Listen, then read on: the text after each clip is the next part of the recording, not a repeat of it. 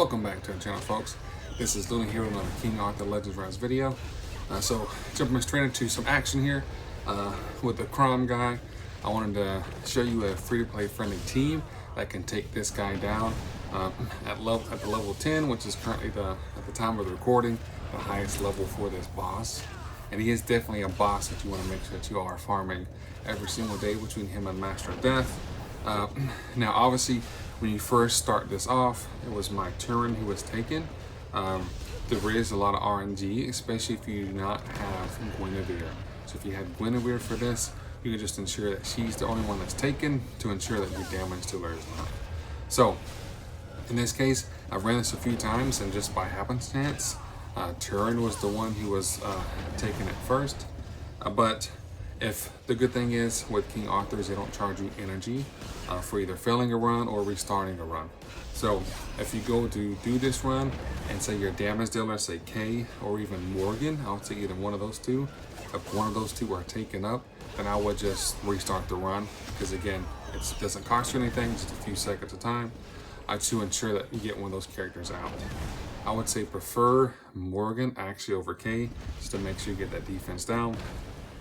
But again, that may vary a little bit based off of the team that you have, or the characters that you have, or the gear that you have. So this is the same team that I used for the Master of Death as well. This team can pretty much get you through almost level 10 of any dungeon, except for Badarge, which I think is the hardest dungeon in the game. But when you start this run off, before you put an auto, just make sure you have it toggle that you want to attack the boss primarily, right? So you're not worried about trying to take on these extremities, because unlike Master of Death, it doesn't really matter. They're not smacking that hard, especially if you're worried about not being able to take the boss on that fast. Because as long as you have Baldwin here, you can ensure that you can keep your team alive. And after this, as usual, I'll go through the build and whatnot for these champions. But this is not a speed run. This is basically a little over 3.5 minutes actual time, because this is sped up because it's ×3. But for 3.5 minutes, it's really not that bad, especially if you're free to play, or you just don't have the characters, or if you're just starting off. If you get lucky enough to pull these characters, then I would definitely focus on these 4 characters, building them out to cover most of the content in the game. And then you'll see when we look at their stuff, not anything crazy or fancy. It's something that's definitely doable. So we'll look at some of the battle stats here. So you see that Kay is primarily doing all the damage here, and then Morgan's doing a little bit. And then obviously with the defense, it's just Baldwin ally protection is huge, and then Turin for all those heals is also pretty huge. So now we'll jump in real quick, and we'll look at what the gear we're using for each of these champions. I forgot to show you the skill order set, so we'll look over that real quick before we jump over and look at their gear and stats. So solely using Morgan's A2 because that defense down. Using Turin's A2 for that recovery over time, but then her A3 to make sure she brings those heals. You probably could, if you're worried about Vigor, just go back and forth between her A2 and her A3 to help out if you don't have the good enough gear on your account, especially because Baldwin is sharing that damage. Looking at Kay here, solely using her A2 because it can still smack pretty hard. I'm not really worried about the number of hits per se, even though that obviously goes to account for her damage. But I would recommend the A2 over the A3, especially if you're worried about Vigor. Then Baldwin here, so with his A3, he's using that shared damage, but specifically with his Frost.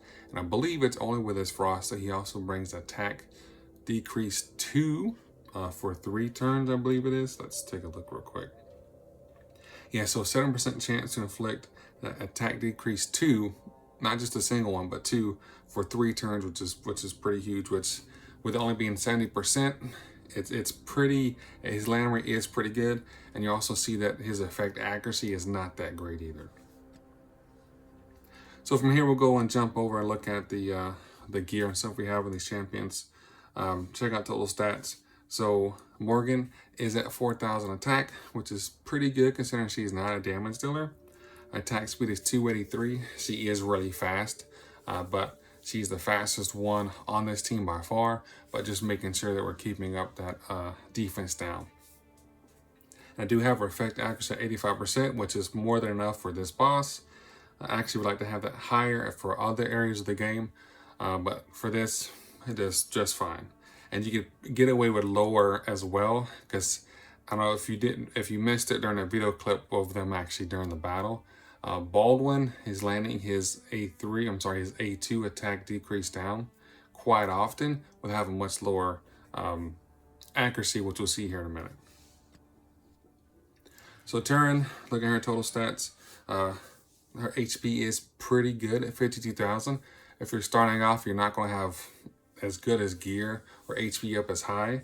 But if you do not have vigor, I would definitely recommend you just focus on HP, not HP, but HP via a life set. But don't get hung up on HP alone. You got to make sure you have the HP and recovery. So look at her equipment. She is in a life set and a vigor set. And just to show you that I have her in HP for the ring, because I was able to get an effect accuracy for the belt. And she doesn't need to be, not effect accuracy, sorry, recovery percentage for the belt, which is huge, which really increased the healing that she's doing on my account, because I was able to have a pretty decent attack speed orb and an immortal set for her. So I would say if you don't have attack speed orb, I would put that attack speed on the ring via a life or a vigor set if you can work it out. But again, don't get hung up on having a whole lot of speed of her, because she is at 168. She's pretty slow. And actually, I just realized we didn't actually look at the equipment for Morgan. Sorry for jumping around on you guys, but we'll look at it real quick. Vigor and defense. If you've seen any of my other videos, she's been in this gear set for a while. And a strife just because of using her in arena. So effect accuracy on the belt, and then attack on the ring, then effect accuracy on the necklace. The other one was the earrings. But again, I only have her in defense. I mean, it does help having some more defense, but typically I run her with Nika, so I'm not really worried about survivability. But again, that's what I had for effect accuracy. Now we'll jump over here and look at Kay. She is in a safeguard and attack set. Again, I'm just using safeguard because it's what I have for attack percentage and a necklace. That was 6-star. And got pretty good decent roll for crit rate and a little bit of attack speed. But again, you don't have to have full speed or like speed over 300 right to make this work. And then just having broken pieces for a keepsake, just for a little bit of extra defense, HP, attack.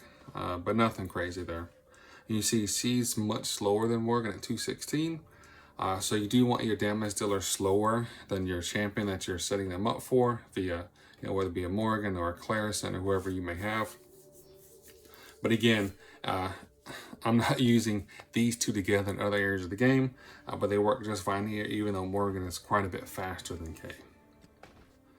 And then last but not least, looking at Baldwin here, you see his total stats. He is not built for anything crazy. 2,000 attack, defense 2,600. He's also the slowest champion here at attack speed of 163.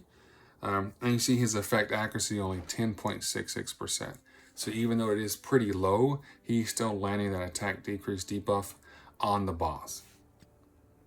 So again, don't feel like just starting out in the game that you gotta have 100% effect accuracy for some of these stuff to land.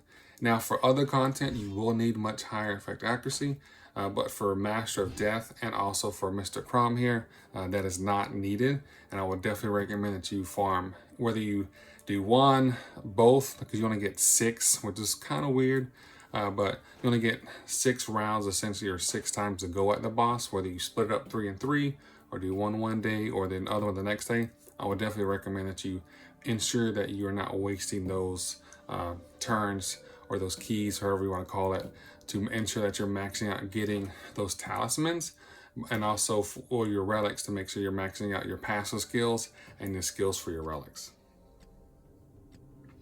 But that's all I have for you guys today. Again, if there's any other content that you'd like to see, or some other team combos that you're kind of working on, or whether it be, you know, free to play friendly, or if you're looking at Hall of Conquerors progression, or whatever the case may be, just please drop those comments below. And as always, thanks for stopping by.